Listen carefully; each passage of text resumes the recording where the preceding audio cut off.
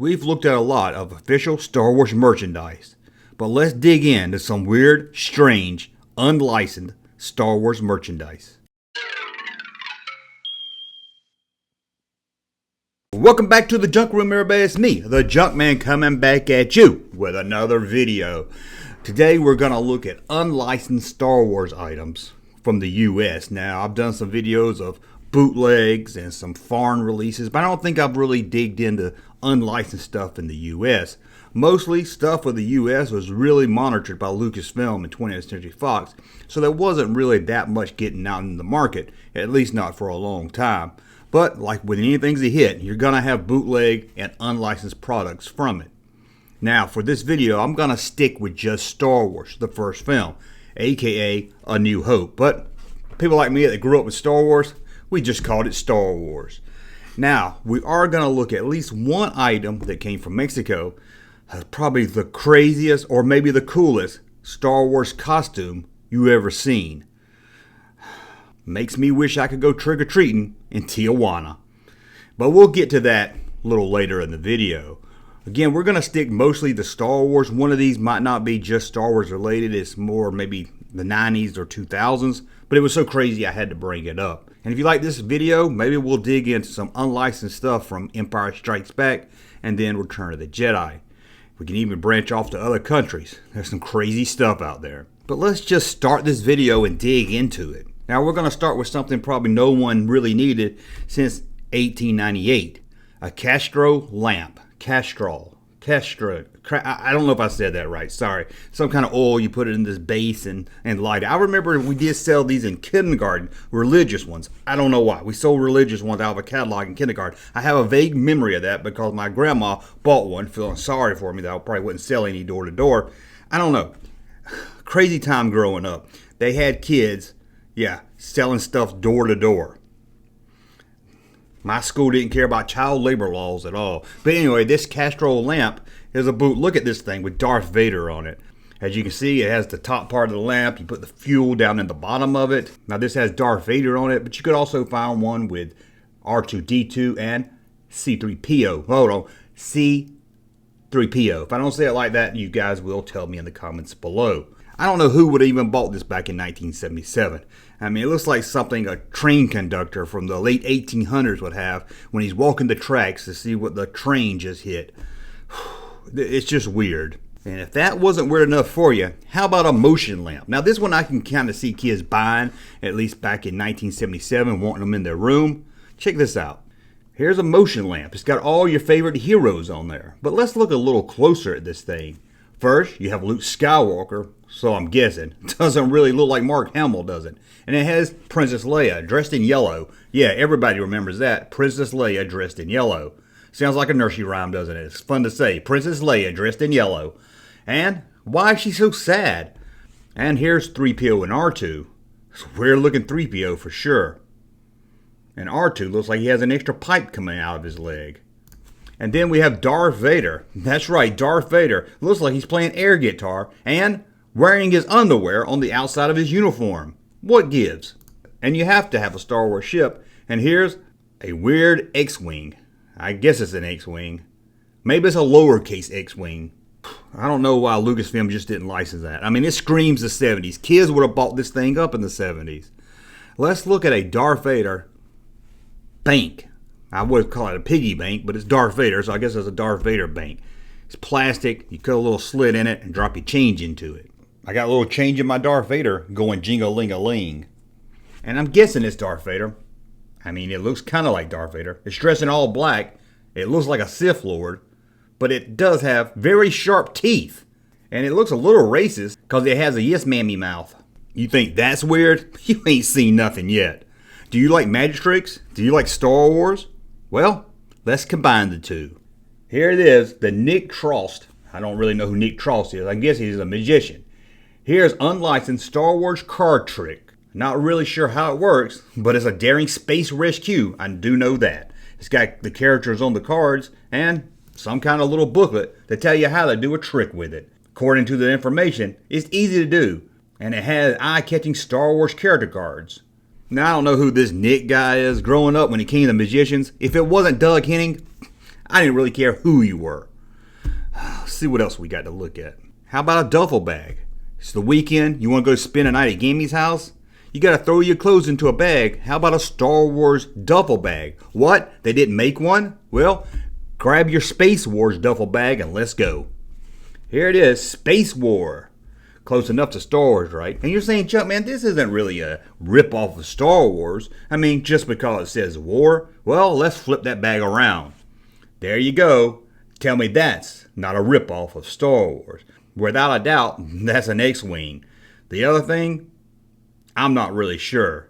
It looks like a Star Destroyer mixed with a Millennium Falcon mixed to the Death Star. I guess I'm not really sure what that even is supposed to be. Now, for years, there's been a lot of Star Wars ceramic items. I could do a whole video on them. But let's look at these that look kind of like they're based on the Kenner 12-inch figure line. Here's Darth Vader. I mean, it's not bad looking. You sit this up in your room, it could be kind of decent looking. And here's a Luke Skywalker. Look at that buff chest. And look at his hair. It's the color of silly putty. Maybe this is why Hasbro gave Luke Skywalker silly putty looking hair in the 90s. And then you have Chewbacca. That's right. Believe it or not, that's Chewbacca. I'm not really sure what's in his hand. Looks like something with a green tip. And this Princess Leia one here is proudly on show at Steven Sansweep's Obi-Wan Ranch. I'm not sure if she's supposed to have her hood up or this is some kind of unfinished piece. Now, I'm going to show you this next one. You're going to swear it has to be an official release, but it's not. I don't know what it is about collector spoons. Why do they like to take these spoons? They all look alike, and they slap a picture on top of it. I have a Jaws collector spoon. I've seen them at Universal Studios. I'm not trying to brag or anything, but in the late 80s at the Hank Williams Jr. gift shop, I bought an official Hank Williams Jr. spoon. I don't understand I don't know why I bought it either. To be honest, I don't know why I bought it. I must have just had money to burn in my pocket. I'm sure I could have found something better. I mean, I remember they had a shirt that said, if you don't like Hank Williams, you can kiss my, and it had a donkey on it. That would have been a lot better than a collector spoon. I didn't even eat soup. I don't know why I needed this. And here's one with Han Solo on it.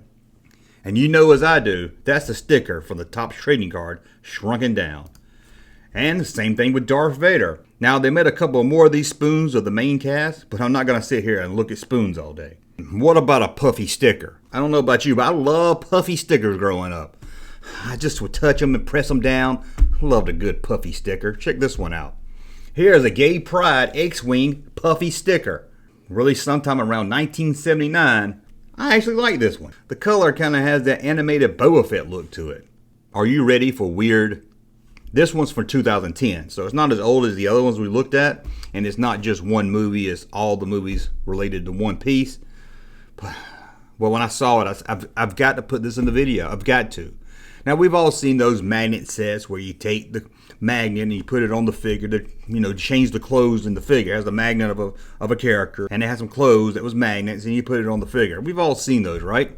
Have you seen this one? The limited collector's edition Star Wars Jesus dress up. I wish I was joking. I wish I could say that I photoshopped this, but it's real. At least it's a real unlicensed item. You can dress a dying Jesus on a cross like Star Wars characters. Do you want him to dress up like Slave Leia? No problem. How about a Stormtrooper? We can do that. What if you want to make Boba Fett your Lord and Savior? No problem at all. There's Darth Vader. There's Yoda. There's Luke Skywalker.